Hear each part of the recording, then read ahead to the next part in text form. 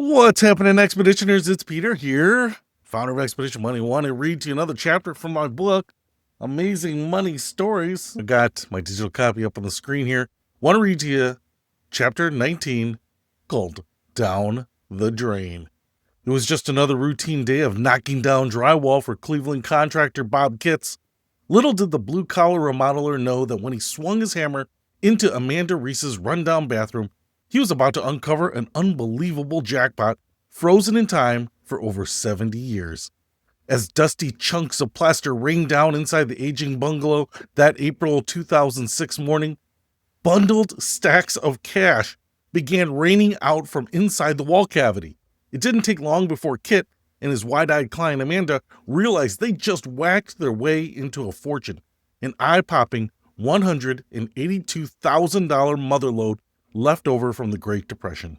While most toilet renovations are lucky to recover a few forgotten coins behind the tiles, this dingy bathroom held what experts believed could actually be over $500,000 worth of vintage bills practically frozen in time. Among the mummified bundles were some of the country's rarest wide-sized banknotes from the 1920s and 30s, including an assortment of $500 and $1,000 bills no longer in circulation. The homeowner and handyman shared discovery was all anyone could talk about from Cleveland to Los Angeles. However, the buzz of unexpected riches almost immediately devolved into bickering over just who was entitled to the pre-war cash. While the blue-collar worker wanted a hefty 40% finder's fee, Amanda was only willing to fork over 10%. The bathroom bungle escalated into an out-and-out legal war over the decades-old treasure. The celebratory discovery turned into a scorched earth courtroom nightmare. At one point, Kitts went so far as to invoke her quirky finder's keeper legal claim dating back to the days of kings and pirate lords, hoping to wrestle the entire $182,000 away from Amanda based on some archaic buried treasure loophole. Not surprisingly, the very public treasure trove squabble became a sordid media circus that all but ensured any pretense of remaining friends went straight into the toilet. In a cruel reversal of fortunes, Amanda went from holding over six figures in cash to filing for bankruptcy and reportedly living in a car within just a few short years, with the entire windfall somewhere out of reach.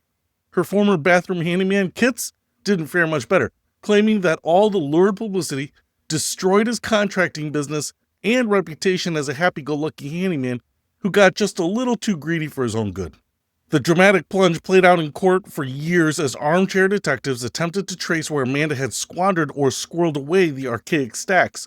She eventually copped to blowing tens of thousands on lavish vacations and eBay auctions. She even claimed that part of the cash was stolen, though she never reported it to the cops, naturally. In the topsy-turvy climax of this wild riches-to-rags descent, a judge ultimately divvied up the original verified cash to the heirs of the deceased previous homeowner who had stashed it there way back in 1935. What was left in Amanda's share went to the handyman she'd probably never want to see again. In the end, the blue-collar worker got $3,500 for his life-changing, career-wrecking handyman work. Dust in the wind compared to the unexpected riches he'd literally reached out and touched. I put this story in here because I thought it was an amazing money story, obviously. But one of the things that I find so funny about this is just what the one chance at money will make people do. And to me, this wasn't a situation where the handyman had the legal claim to the money. In fact, wouldn't think he should get any money in the end, even $3,500. It wasn't his money. He just was doing work and stumbled upon it, and another person would have stumbled upon it, and that was all Amanda's. Obviously, the court ruled that it belonged to the previous owner, which I get, but I also feel like you buy the house with all its stuff, and if anyone abandons something there, that's kind of yours too, but whatever. I don't get how that works, but I would have taken the 10% because I wouldn't have ethically felt like I was entitled to any part of it, despite the fact that I'm looking at it there.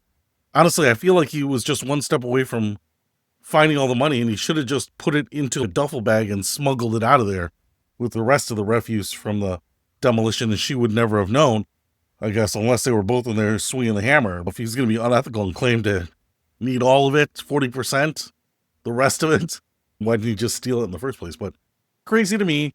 I would have thought it was all Amanda's. I would have thought actually offering her guy 10% was too nice of a gesture.